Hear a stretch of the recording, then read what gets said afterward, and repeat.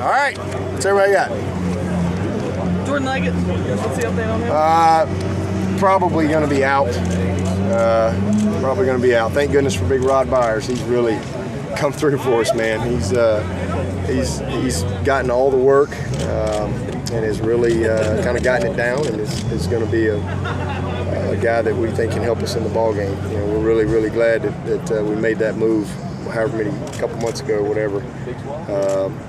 Because at this point now, with a few weeks of bowl practice, he can really function for us. We didn't anticipate him ending up at tight end, but that's just kind of how it worked out.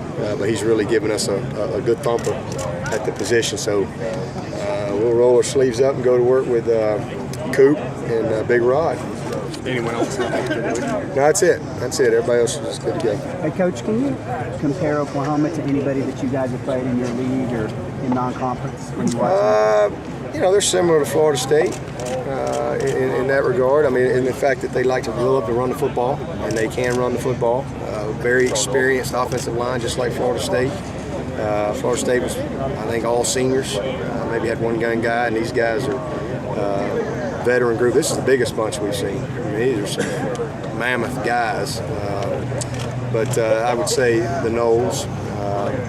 Got a couple of similar guys outside at wide out. That number 3 they got is an electric football player, kind of like that 80 for Florida State. But you know, we've seen a lot of good teams, and we just kind of judge them each and every week on their own merits. And these guys were picked number 1 because everybody looked at their personnel coming back, and you know, they had a lot of people back, and those same people and the same reasons they were picked number 1 are still there. You know, they've had a couple of tough losses and had some key injuries and things like that.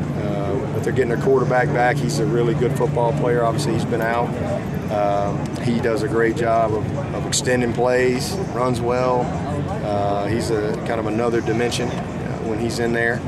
But they got 3 running backs, all physical. Again, when I just think of a team, I think of Florida State because they're very complete, and they really want to have that run action type of game right at you. I'm guessing Gurley's at the top of the list, but where does P really rank as running backs you've seen this year? Well, he's number 1 in the world because he's the only guy I've ever known that's rushed for almost 500 yards in a ball game. So he's a load.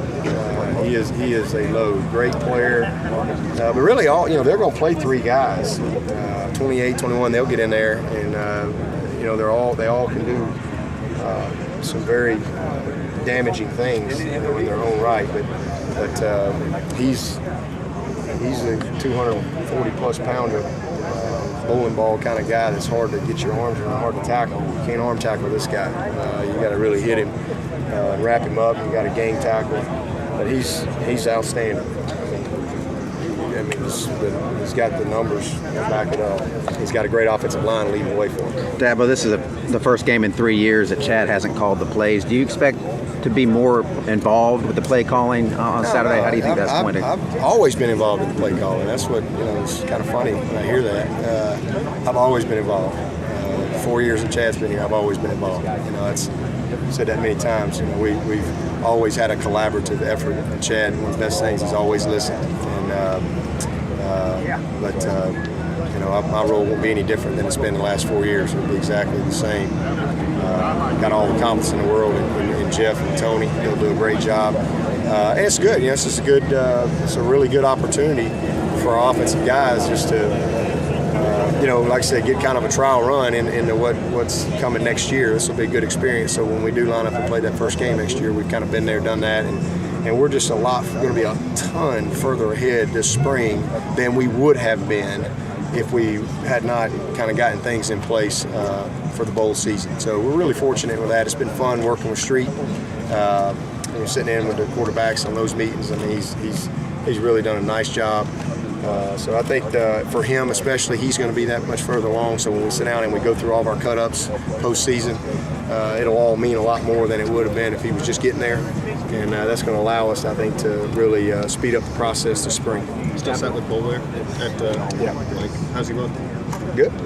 He's a good football player. He's played well for us all year. The next man up.